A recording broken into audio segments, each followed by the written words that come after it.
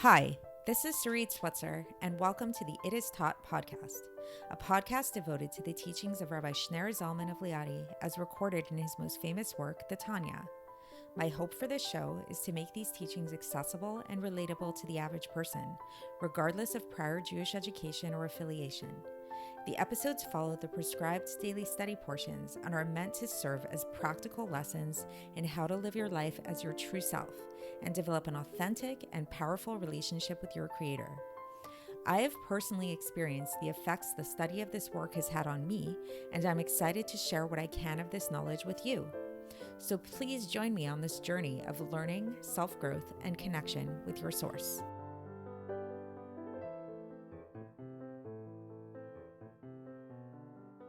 Hi, and welcome to the It Is Taught podcast. This is episode 279 for the first of Elul and a leap year. So second day of Rosh Chodesh today. So once again, happy Rosh Chodesh to everybody. I hope you're having a nice Rosh Chodesh and a nice preparation for the new year to come in just a month. So today we are going to continue our discussion of boundaries. Yesterday we started this discussion and we were talking about it in the context of really understanding it in terms of human relationships, first of all, and in terms of codependence and how codependent relationships don't really have any boundaries. And that's kind of the defining factor with them all, is that people kind of live under this false illusion that the way to get close to another person is to have no boundaries, to just like really be as open as possible, to be as enmeshed as possible with the other person.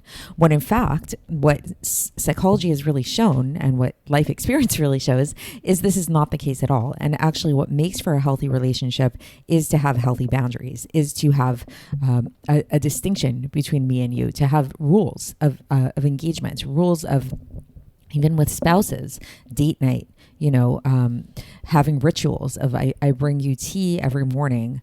I greet you at the door when you come home from work. Whatever it is, every relationship, every situation has its own set of boundaries.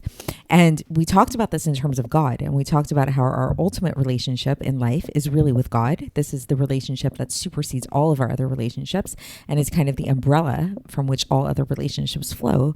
And we said that it's interesting to see that when it comes to our relationship with God, we see that God set it up with boundaries as well. He gave us specific rules to live by. And these rules have very specific measurements to them. So whether we're talking about putting on tefillin, lighting Shabbos candles, keeping Shabbos, all of these things, there's all very specific measurements to them. And even those type of mitzvahs that seemingly seem a little bit boundless, like when it comes to loving God or fearing God, we actually learned yesterday that these two have a certain level of boundness to them, because we can only love God to the extent of the limits of our heart. And this is actually for our sake, because if we were to have a limitless kind of love of God, we would actually expire. There would be no us. Just like lahavdil in a codependent relationship where you get lost in the other person because you lose your entire sense of self. So we saw this actually at the time at Mount Sinai, when we loved God so much, when it was like God's presence was so overpowering, when he revealed himself on the mountain to everybody, to all the Jews, when he started saying the 10 commandments, and we literally expired. Our bodies physically expired. We couldn't handle it anymore.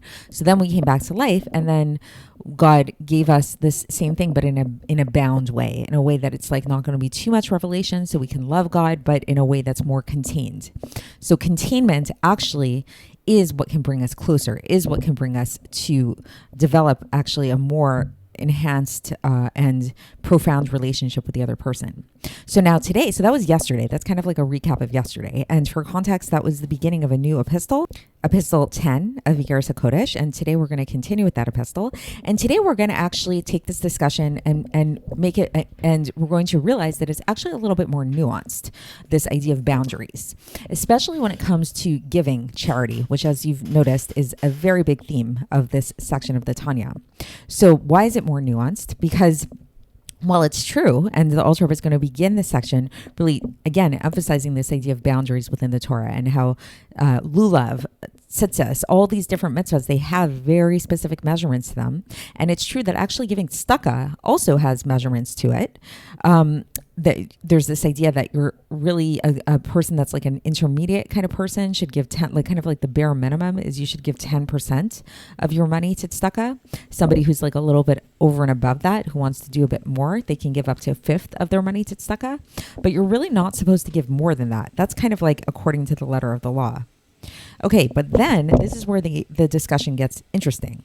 It's just like, let's think about a relationship again between, let's say, a husband and wife who have their certain boundaries, who have their rules of engagement. They have their specific rituals that they live by. So let's say, one of the rules is that the woman greets the husband every day when he comes home from work right at the door. And this is what she does. Does she have a cake for him? No, not necessarily. Maybe if it's his birthday, sure, but like it's not every day. Does she have like balloons for him or something like that? Does he have flowers for her?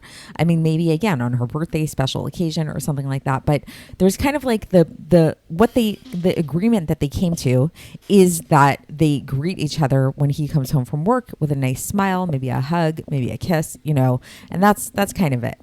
And they maybe even came to some kind of agreement that they're not going to get each other presents because it can get kind of pricey.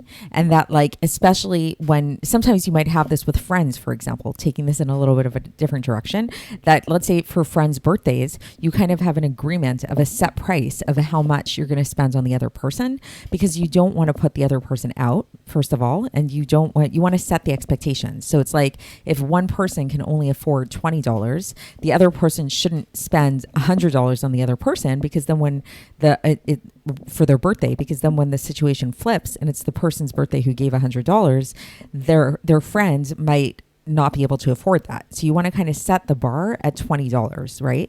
Okay, but what happens? So this is all nice and good when the relationship is even keel and we're in a good situation and everybody's happy and everybody's getting along. But what happens if there's a breach, if there's some kind of breach in the relationship? What happens if the husband, God forbid, cheats on his wife? What happens if the wife, God forbid, speaks about her husband behind his back and says something really nasty, really not nice about him, God forbid? Or what happens in a relationship with friends if one of the friends does something to really hurt the other one, does something really not good to the other person? So now let's say they want to remedy the relationship. They want to come back into the good graces with the friend. They want things to be as before. Would it then, do you think, be enough to just go back to how things were, to have the husband and wife just go back to greeting each other pleasantly at the door, maybe a nice hug, maybe a nice kiss, and that's about it? Or do you think that maybe the person who did the wrongdoing might want to, in this case, take the opportunity to make an exception to the rule, an exception to these boundaries that they usually have, and extend themselves a little bit more? Maybe if the wife did something to hurt her husband, maybe she will bake him a cake in this case, Maybe she'll make him those special cookies that he really likes. Maybe she'll buy him a nice new suit or whatever it is. Same thing with the husband. If he did something that was really not okay, he's for sure going to want to do something to really overextend his boundaries beyond the norm. Same thing with friends. If one friend hurts another, maybe they'll, in addition to buying them that present for their birthday, they'll take the friend out to dinner. They'll do something extra nice without the expectation that the friend's going to do that in return, because it's kind of an understood thing that I'm extending my boundaries to you because I hurt you, because I did something that was not okay and I want to fix that. So that's what we're going to learn about today. That yes, sure, when it comes to the mitzvahs, when it comes to our relationship with God, God set up boundaries, just like every relationship has. And these boundaries are for our sake, for his sake, in order for us to bond. But there are times, especially when it comes to the mitzvah of charity, that we actually are encouraged to extend our boundaries a little bit, to not be such a stickler for these boundaries, for these like, oh, this is as much as I can give of myself, I can't give any more. When does this happen? When we mess up, when we make mistakes, when we do things that are against the will of God, which pretty much, who can say that they're not guilty of this time here and there, right? And so why is this? Because the power of tzedaka is so powerful to the point that it's like when we give tzedaka, what we're doing is we're drawing down God's light. And we spoke about this yesterday, that it's like the way that we draw down God's light, again, is in this bound way, because it's like these boundaries this if you want to use the Kabbalistic terminology, it's the gevura that is coming from the chesed. The gevura is what gives this the vestment, the levush, for the chesed to come down. So it's specifically these boundaries that allow the flow and the influx of Hashem's chesed to come down into this world. But again, if we did something to obstruct this flow of energy in some way, because every time we do something that's, God forbid, against the will of God, this causes an obstruction of that energy flow, then we're going to need an extra power. We're going to need to do something a little bit extra in order to remove that blockage, to cause there to be a greater influx of that missing energy. And that's where the Tzedaka comes in, because Tzedaka has that power specifically. We spoke about this in numerous epistles already, that there's something about Tzedaka specifically that has that power to draw down God's light in this way that none of the other mitzvahs really can on the same level, which is why it's called mitzvah. It's called simply the commandment, because it is so powerful. It's called maaseh. It's called the deed, because it is this action of drawing down God's goodness into the world. So again, this is why if we do mess up, which chances are we probably will here and there, because we are human, we shouldn't be such sticklers for this, like giving a 10th, giving a 5th or whatever. These are times when we actually can extend our boundaries, just like a spouse or a friend who messed up somehow in their relationship with the other is going to want to extend their boundaries. And the extent of how much they messed up is going to be the gauge in which to know how much they should extend their boundaries. So with that being said, let's get into the text today and see how the Alter Rebbe explains all of this. And again, we are in the middle of Epistle 10 of Iggeres HaKodesh. And so here we go. So the Alter Rebbe begins and he says that, so yes, we said that the mitzvahs were given to us through being vested in the attribute of gvura and constriction of the radiance. We spoke about this yesterday, right? And we see that's why we see most of the mitzvahs actually have a very specific constrained measurement to them. For example, the length of the tzitzis needs to be 12 times the width of the thumb. I don't know if you ever knew that, but that's how long the length of the tzitzis has to be. The tefillin need to be 2 fingers breadths by 2 fingers breadth. That's and they must be square. That's the measurement of the tefillin. The lulav has to be 4 hands breadth in measure. The sukkah needs to be 7 hands breadth in measure. In Hebrew, tefachim is a hands breadth. The shofar needs to be 1 tefach, 1 hands breadth. The mikveh needs to be 40 se'ah. It's another measurement in Hebrew. And you can look those up to see what's the equivalent to like measurements that we know of today. I'm not going to get into that now, but these are different measurements. The idea is basically all these mitzvahs have very specific measurements to them. Even the korbanos, the sacrifices that were given in the temple, had a very specific measurement to them, and they were also in regards to how old they were too. So, for example, when there were certain sheep that we had to give, and it specifies that in Scripture, it specifies that the sheep needed to be 1 year old. The rams needed to be 2 years old. The oxen needed to be a certain age. Like the different, these are things that are spoken about in the Gemara. It's written in Chumash a little bit about this as well. And also, when it comes to tzedaka and gmilos chasadim, doing chesed and kindness with a person's money.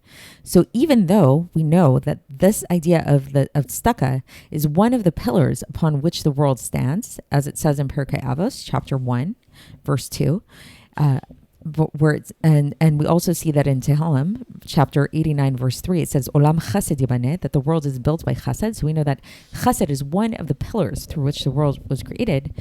Nevertheless, even tzedaka has a specific measurement to it. So what's the measurement? So as I mentioned in the introduction, 1/5 is the best way to do this mitzvah. This is the preferable way to perform the mitzvah. And 1/10 of a person's income to tzedaka is the average amount. Like this is sort of like the minimum. Like this is what you're supposed to give, 1/10. But if you want to do it, the mitzvah perfectly in the choicest way, you give 1/5. And this is what's called the chesed of the world. And what does that mean? Chesed is that we see that there's this concept that, again, comes from Tehillim, chapter 52, verse 3, Chesed kel kol hayom, that the chesed of God endures throughout the day, meaning to say that it is vested within all of the worlds, the higher worlds and the lower worlds. And how does this chesed of God get vested in the worlds? This gets vested through the arousal from below, through the esarusa delatata, it's called in Hebrew, which is the mitzvah of tzedaka and chesed that we do. So meaning to say, we spoke about this in a previous episode, if you recall, this idea that Hashem created the world. Sure, he created it on his own, but then he set it up in such a way that in order for the continued influx of his light to come down here, he actually entrusted us with that job, with that duty. And that comes about through our chesed, through the chesed that we do. It's also the Torah study that we do, but in order for the Torah study, the light of the Torah study to come down, we actually do need that chesed. Okay, but now we know that the world is finite in nature. It's very measured. It's limited. So we know that, there's, according to the Gemara, there's this idea that the earth and the heavens, there's a distance of 500 years between the earth and the heavens, and so too from one heaven to another. We've mentioned this previously. There's discussions as to what this means exactly, but there's this concept that that the world is limited in terms of how, like, there's a specific measurement to our world, to the other worlds, and everything like that. We know that the world is only going to exist for 6,000 years as we know it. This is according to the Gemara in Rosh Hashanah, page 31a. So since there's a limit to the world in which we live in, both spatially and temporally, then we see that this is why the mitzvah of tzedaka and chesed also has a limit to it. Because tzedaka, again, is for the sake of the world. It's one of the pillars upon which the world rests and through which the light of God comes into the world. And so this is why it too has a limit to it. There's measurements that are given, 1/10, 1/5, just like all the other mitzvahs of the Torah. However, and now this is where the discussion becomes more nuanced, as I mentioned in the introduction. So the Alter Rebbe says that this limit that's imposed upon the mitzvah of tzedaka, this is specifically for somebody who keeps Torah and does not deviate from it to right or to the left, even for as much as a hairbreadth. So again, this is like, again, with spouses or with friends, if you have an agreement about presents, about birthdays, about greeting each other, whatever it is, that agreement that you have, that the boundaries that you set up with that in terms of how you relate to one another only work or only relevant insofar as everybody keeping to those, to the agreement, keeping to the relationship, keeping to the covenant of the relationship, whatever that entails. But somebody, now back to the text, somebody who, God forbid, transgresses from this way, from the way of God, God forbid, so since he distorted his course, so then there's a diminishment in the supernal holiness. So because then that means that it's like the drawing down of this light became diminished in terms of its quality, and it could have come down like it's compromised. It's a compromised influx of light that is compromised in relation to the amount of light and the quality of light that could have come down to somebody who is keeping Torah and mitzvahs and keeping it according to halacha. And so thus, this type of breach, this type of distortion can only be fixed by drawing down a light that's higher than all of the worlds and that's not vested within all of them. And this is what we call chesed ila'a v'rav chesed, the supernal chesed or the great chesed. And if you recall, yesterday we actually spoke about this, how there's two types of chesed. So now we're going back to that idea. We mentioned this idea that there's the chesed olam, and then there's Rav Chesed. So there's the Chesed of the world, and then there's the supernal, the great Chesed. So now we can kind of understand that. There's the basic level of Chesed, which is Chesed Olam, the Chesed of the world. And then sometimes when there's a breach in some way in our relationship with God, we actually require a much higher type of Chesed, which is this Chesed Ilah, this Rav Chesed. And so why do we need this higher type of chesed? Because this type of chesed that comes from a place that's above all the worlds, that comes from a place that is straight from infinity, that's beyond measurement at all, because it's not constricted within the worlds, but rather it's just like encompassing them from above, from the beginning of all the rungs until the end of all the rungs. And so when a person draws these down by his deeds through the eser sadelatata, through this arousal from below, then this supernal light comes down and becomes vested with all the worlds. And this is what actually is able to rectify these distortions that happens, and this deficiency that happens in this in the holiness above. So then what happens is that this light then becomes renewed and becomes better, like the goodness of this light becomes renewed with an even greater strength, because now we're bringing down an even greater light. So what's happening is that we're not only just like fixing the breach, but we're actually drawing down something greater. So it's like, again, we can think about this in terms of a relationship with spouses or a relationship with friends, that if one of the spouses or one of the friends does something to breach the contract in some way, and then that person that breached the contract goes over and above and extends themselves, extends their boundaries really truly, like in this very grandiose kind of way. If the other person really sees that this is coming from a very sincere place and coming from a real place of forgiveness, then that actually is, it can strengthen the relationship. Obviously, every relationship's different. Obviously, it depends on how bad the breach was. Some things are forgivable, some things aren't forgivable. But in this case, what we're talking about in terms of God is God saying that God's light is so powerful that what's actually happening when we give that extra measure of tzedaka, it's drawing down from a light that is higher than all these boundaries, and thus it comes down and it brings this inflow of light that is greater than there was before. And now we can understand this is how the Alter Rebbe concludes with a teaching that we find in Brachos, page 34b from the Gemara, where it says, "B'makom shebalei tshuva omdim tzadikim gmurim lo yicholim lamod." So this basically means, it says where balei tshuva stand, like those people who sinned and then repented and came back, then even the totally righteous, the complete tzadikim, cannot stand there. Meaning to say that these people that sinned and then came back, they have something about them. There's something more powerful about them than even totally righteous people. And we can understand this now through this teaching that we learned about this light that gets drawn down after the breach has been made. So obviously, again, we don't want to seek breaching the relationship with God or with anybody, really. We want to keep to the boundaries of the relationship to the best of our ability. But inevitably, it might happen that we do breach the relationship in some way. And then the Alter Rebbe is giving us this like positive spin on that, of that in that case, what we can actually do is we can actually take the opportunity to draw down an even greater light through giving extra tzedaka. So that's it for today, and we will continue with this epistle tomorrow, and I will speak to you then. Thanks for listening to the It Is Taught podcast, hosted by Sarit Switzer. This podcast is dedicated in loving memory of my maternal grandfather, Avraham Yitzchak ben Binyamin HaKohen of blessed memory. Music by Shoshana. If you enjoyed this episode and would like to support the show, please share it with others and subscribe on YouTube, Apple iTunes, Spotify, or wherever you listen to podcasts. And make sure to leave us a 5-star review. To find out more about the It Is Taught project, including more information on my soon-to-be published book, please visit our website, itistaught.com. To catch the latest from me, follow me on Facebook, Instagram, and Twitter. Looking forward to speaking with you tomorrow, and until then, have a great day.